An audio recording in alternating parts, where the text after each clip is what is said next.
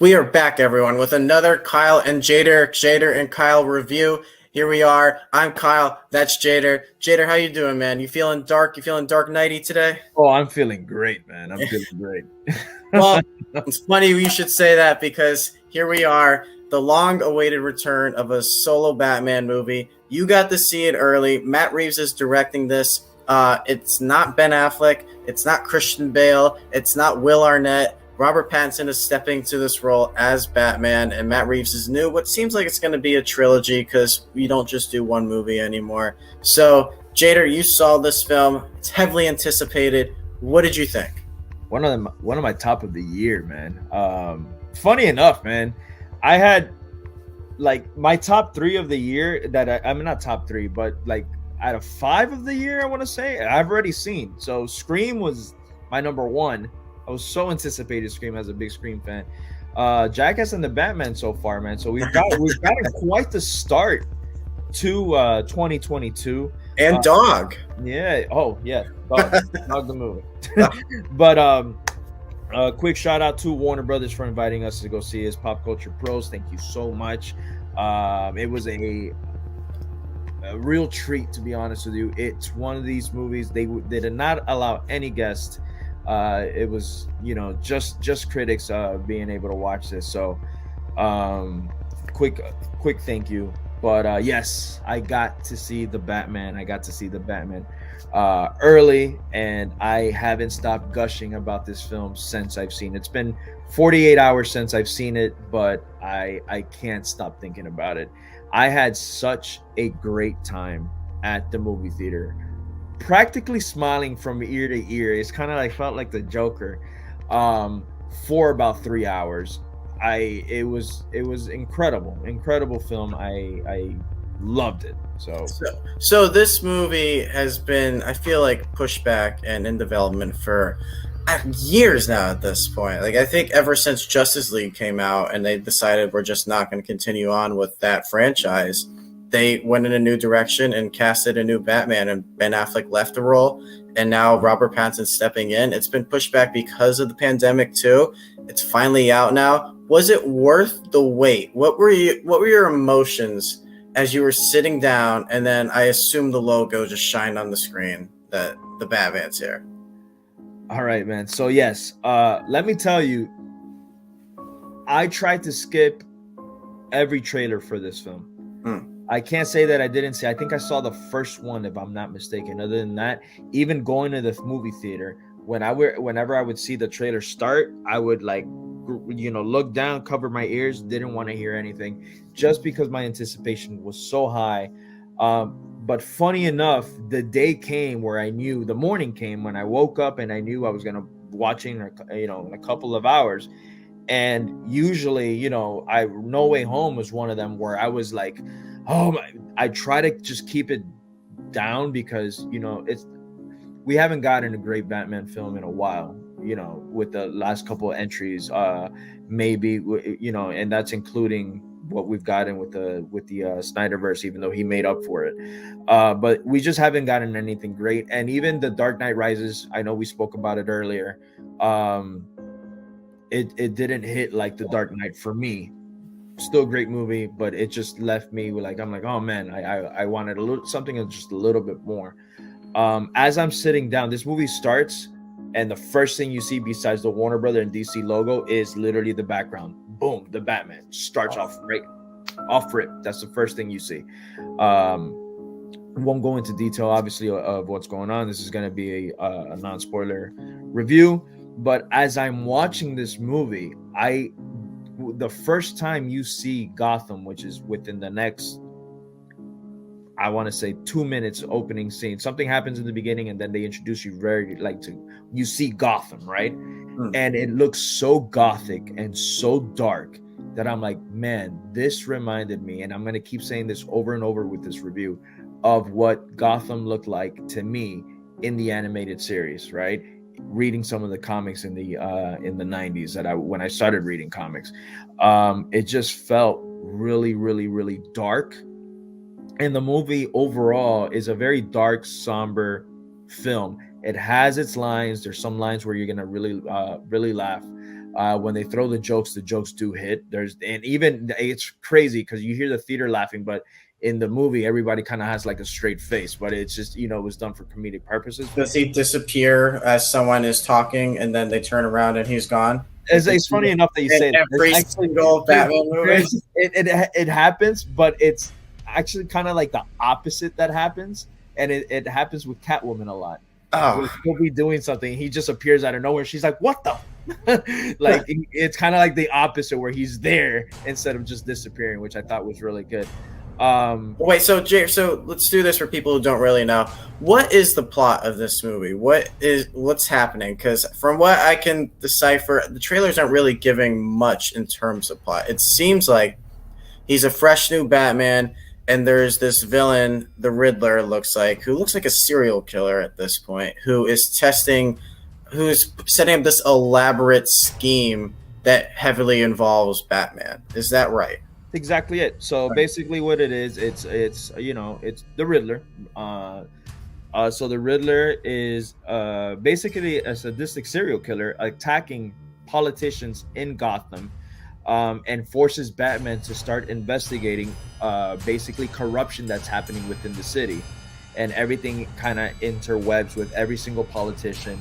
And question basically the reason why he kind of brings Batman in is because he questions maybe the Waynes are involved and maybe they're not. Maybe there's some family involvement going on. That's the quick synopsis of the film. And it just looks like Penguin and Catwoman are just kind of involved in it as a part of it. Yes, you have some of the characters that you will see in this movie. You will see Catwoman, you will see the Penguin, you see the Falcone, the Maroni. Like you still see those mob bosses in the films. Colin Farrell is probably the standout, I want to say, besides Matt Reeves, for just orchestrating this beauty of a film. I can't stress enough how amazing this film was for me. But Colin Farrell was just so into character, unrecognizable, right? Because even as you know that it's Colin Farrell, I'm like, he looks so good. He looks so different. And you can just tell that he's having the time of his life in this role. He plays that character to the T. Very like a thug. He's just a thug, and very sarcastic with Batman. Like when he's like their exchanges, it's so crazy because he's just a very I don't give an F character, right? But he also knows can't mess with this guy because you see the bat signal, you hear all these guys are getting their ass kicked. So he's like, I'm not gonna mess with this guy, but I also am not scared of you. But yeah, if we're let's do that right now. Let's break down some characters real quick. So let's start off Robert Pattinson.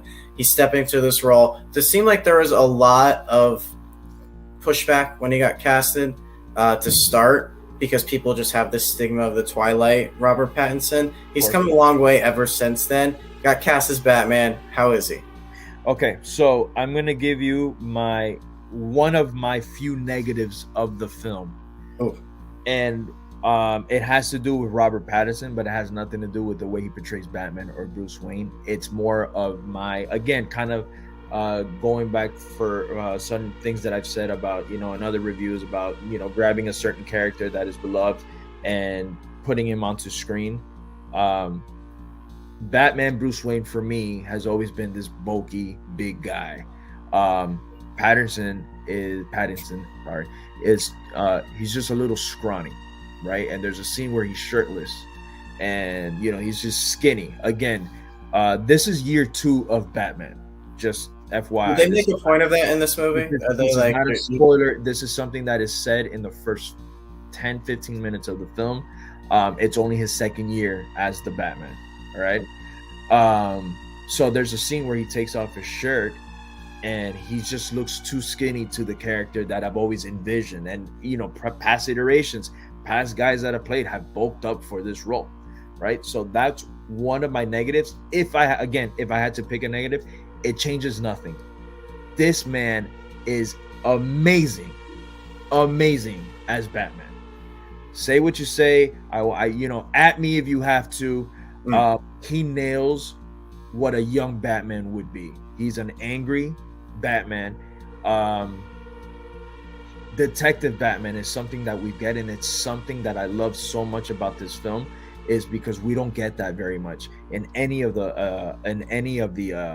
Batman films. We get tiny, tiny little things here and there, but overall, this is a full on noir detective film where he has to know why the Riddler is doing this, and he's trying to figure out little things, and he's looking around and he's looking at, if there's blood on the floor and there's a footstep, he's analyzing the footsteps. He's spying on people to make sure, like, he's full-blown detective on this, and he was so great and brutal. These fight scenes that you get are so great, and you feel so bad for these bad guys because they are getting their asses kicked, dude. Broken noses, breaking arms. Oh my god, it's just, he was a brutal Batman. Not Ben Affleck warehouse brutal, that warehouse scene in BVS, that was so fantastic, but very damn close. Is it like Batman Arkham Knight brutal, like that's the games? exactly what so this movie takes a lot from video games. It's funny that we had just reviewed a video game, but it takes from Batman, the Telltale games. There's a lot from that game that they take, and it feels like you're watching animated series mixed with the Arkham Knight games, because again, you're analyzing, you're doing things, and you're just pressing square, triangle, and this guy's just going at it. And they put this guy in a room, and they have so many great scenes where he shows up and people are kind of like looking at him. They go attack, and he's kicking ass, and then the background characters are like, damn, now I gotta fight this guy, because he just saw him just kick the whole room's ass. All right.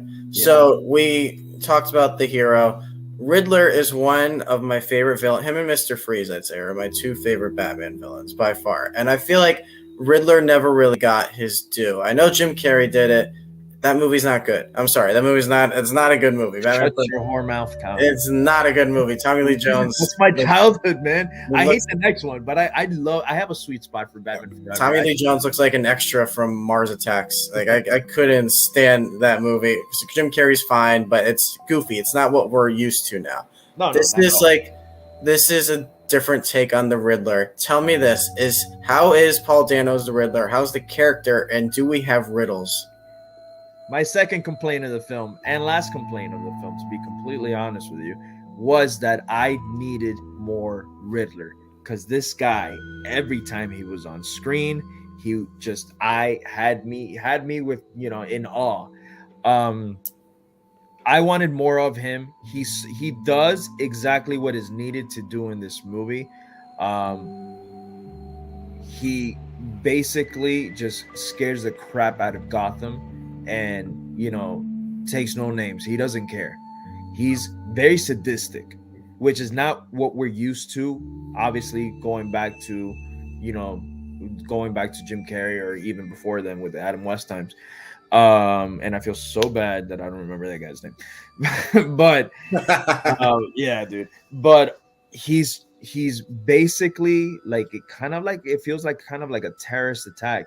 How they would just do videos, things go down, and then the person would just disappear, right? He was great. They are definitely riddles in this. I actually felt like a G. I was figuring some of them out beforehand. But he's great as this villain. And let me tell you, man, kind of scary. There's like two particular scenes that you think is gonna go one way, and it just turns into something even more sicker than you thought was gonna happen. You're like, oh my god, it's twisted, man. It's twisted. Not gonna lie to you, I actually had a dream of the Riddler the night of. Like, since seeing the movie? Yeah, no. Like the same night I got home, I went to sleep, and I had a dream that he was terrorizing the town. I guess he impacted me that much afterwards, where I'm like, man, like, it was twisted. And the ending, not again, it's not a non-spoiler, but it was orchestrated so beautifully that I was like, man, this was genius. Just the way the character was written, or the way that Matt Reeves directed it to get to from point A to point B. It was a beautiful thing to see, man. talking about stars and who shines and who doesn't. Matt Reeves he was on his shit. He was on his shit. Well, the guy doesn't miss when it He feels doesn't, like. and that's the thing, and that's the whole thing that I kept telling myself over and over again as I'm going to see this movie. It's a Matt Reeves film. He does not miss. At least for me, he hasn't missed yet. No. We got from him. We got Cloverfield, which is a movie that I really love. I loved Let Me In. We got both War of the Planet of the Apes. Now we have this, and he hasn't done anything since War of the Planet of the Apes. No, he's been strictly bad. And he left us with that masterpiece because I feel like that movie is a masterpiece. And now he gives us his take on the Batman, and the man knocks it out of the park. He knocks it out of the park, in my opinion.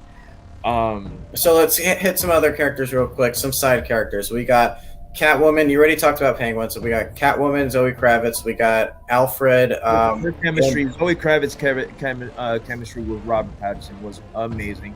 She really did interpret what Selena Kyle Catwoman is, the whole cat burglar thing, the kind of neutral character where she kind of fends for herself, but after all has a heart. So you get a lot of that with Zoe Kravitz, and she's again beautiful to see on screen. She's such a gorgeous woman. Andy Serkis, Miss Alfred. How we doing? Is he punched somebody? No spoilers. We're not saying spoilers. All right. We're gonna keep it real. He looks like a tough Alfred. He is a badass Alfred, man. Yeah. He is a badass Alfred.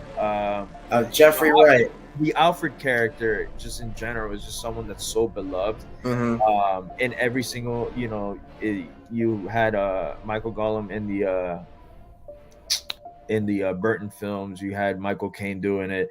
You had Jeremy Irons. Jeremy Irons doing it recently. I feel like that character, it goes hand in hand with what Batman is, and this is no different. Andy Serkis kills his role. Jeffrey Wright. Jeffrey Wright. So Commissioner Jeffrey Gordon. Wright for me was one of the best Gordons, and that is not a knock.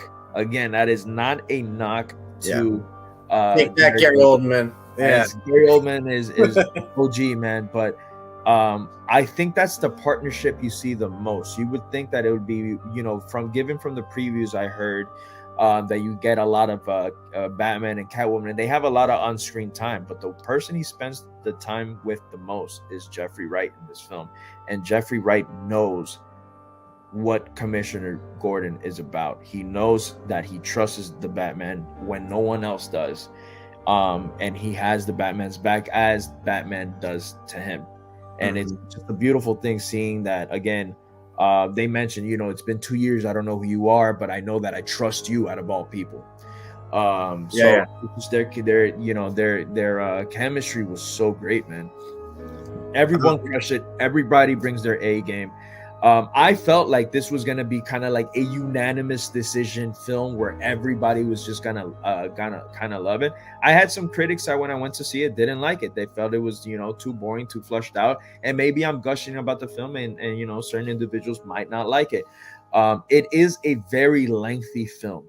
I personally, you feel the length about midpoint where you're like, all right, is this thing over? And it's not. There's a big action set piece that kind of happens in the middle of the film where you think like, oh, this has to be kind of like ending, and you still have like another 45 minutes left to the film. Love it. Yeah. Again, I was never bored. In fact, this movie was ending, and I didn't want it to end after 3 hours, where I'm like, you can give me the sequel right now, and I will sit here for another 3 hours to watch the story unfold, because I was just so invested in every single twist and turn that this movie had. Some people are going to find it boring. I personally didn't. All right. Let me throw in some rapid fire questions. All right. Tell me how great the Batmobile is. One of my favorite scenes was the introduction to the Batmobile. I'll tell you that much. Like, all right. Probably my favorite scene, actually. I'm not going to say one of. My favorite scene was the introduction to the Batmobile to what happens after. It was just an adrenaline rush. So all right. Good. Question marks. Are there a bunch of them in this movie? There's a lot. Tons of question marks. Does a background character ever yell, "It's the Bat"? I can't recall. Okay. I don't know. I don't think so. All right. It feels like something that could happen. Grappling hook, weapons. What kind of stuff does he? Absolutely. Cool stuff. Absolutely, he pulls stuff. Okay. Cool. All right. Finally, is this movie worth the 5 years it felt like it took to make? 100%. So for anybody that is the first time watching this channel or even heard of us, Kyle, what's my favorite movie of all time? The Dark Knight. The Dark Knight is my favorite film of all time. Nothing has ever hit me like The Dark Knight. Mortal Kombat came close though. You saw me gush. Okay, so imagine me how I gushed in Mortal Kombat watching it. How much I must have gushed watching The Dark Knight for the first time. Guardians of the Galaxy 2. This what never. So this for me is the only thing that has rivaled The Dark Knight. Wow. That's how much I loved this film. It was magic, man. It really was. And I kind of got upset. I'm not gonna lie to you that when the movie ended, some people were like, that movie sucked. And I was like, what did you see? So, again, to each their own. And this is just only a recommendation. It might be not something that's not your bag. You might not like it.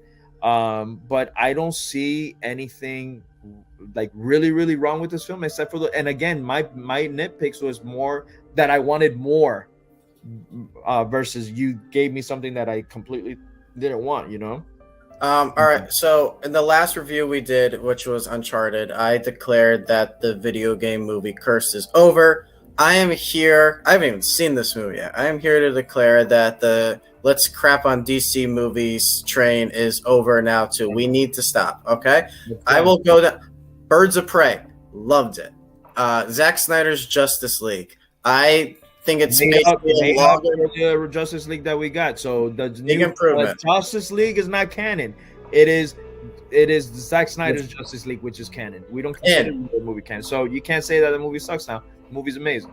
Yep. The Suicide Squad. Best DC movie I've seen in a very long time. I've watched that so many times. And Peacemaker, fucking fantastic. Sorry to curse. And then at the end, we're just going to throw in, let's see, the Harley Quinn animated series. Oh, that's something else I want to touch on real quick, because you were talking about Commissioner Gordon. I feel bad for the character. I'm glad he's getting his due. Because besides Gary Oldman, every other version of the character, they just destroy him. They make him look like an idiot. Yeah, like Pat Hingle in the Burton films and all that stuff. In the Harley Quinn series, he's some drunk who's with a belly who's just hanging out the entire time. I'm glad he's getting his due. Harley Quinn animated series is great too. DC curse is over. Shazam, Aquaman, Wonder Woman. What do you need, man? Come on. Yeah, this is it. The Rock's coming. Come on. All right, we're fine. Let's stop crapping on these movies now. The time is over. So one more thing that I wanted to add about Batman and Bruce Wayne. Not a spoiler, but just letting you know that for this 3-hour-long movie, you probably get a good 25, maybe 20 to 25 minutes of Bruce Wayne. He's in the bat suit almost the whole time, which awesome. Is what else can you ask for from a Batman film? It is, again, it's a very special film. It hasn't topped The Dark Knight for me for certain reasons. But again, it's one that rivals the film and a movie that I cannot wait to see again. I can't wait for this movie to launch next week. I'll probably watch this another 2 or 3 times more in the theater. I know it's a lot of time to sit in a theater to watch this movie over and over again, but I just had such a good time watching it. And maybe I changed my mind on second view. This is all me off of one view watching it, just how I felt. The role that I was in with the critics we all loved it. We were all gushing. We, fist pumped certain scenes. There's certain brutalities where we're like, oh, like it was just a fun time. And right. What I feel like it's gonna crush. It ends, maybe wanting a sequel, maybe. Okay, I was gonna say, should people stay after the credits? If you want to, I don't want to say what it is. There is something on the. It's not significant. The what is gonna push this movie forward? You see right before the credits roll. There is something post credit, but it's completely up to you. It's nothing significant. Just giving you a heads up. But hopefully this movie does well, because like I said, I need the sequel tomorrow. All right. I'm ready for it. Give us your score out of 5 riddles What Out are of we 5 going? riddles, man. I kind of want to give it a 5, man. I don't know why. I just felt Do like, it. you know what? It's getting a 5, man. 5 out of 5 riddles. Love this film. I had such a good time. Doesn't feel like a chore at all. It's a long film, like I said, but just strap in and enjoy the ride. They gave us greatness. They really gave us greatness. I am here for it. The Batman comes out March 4th for everyone who still doesn't know that. And we will, Jade, I think we're gonna knock out a spoiler review once I get to see this. Let's do it. I am so down to do a deep dive. Absolutely. I really want to talk about it. So I hope you guys enjoy 5 out of 5 riddles. Thank you so much for watching this review, and we will see you guys next time with another review. Plenty of movies coming up, guys. There's gonna be a lot to talk about coming up. So take care, everybody. Later.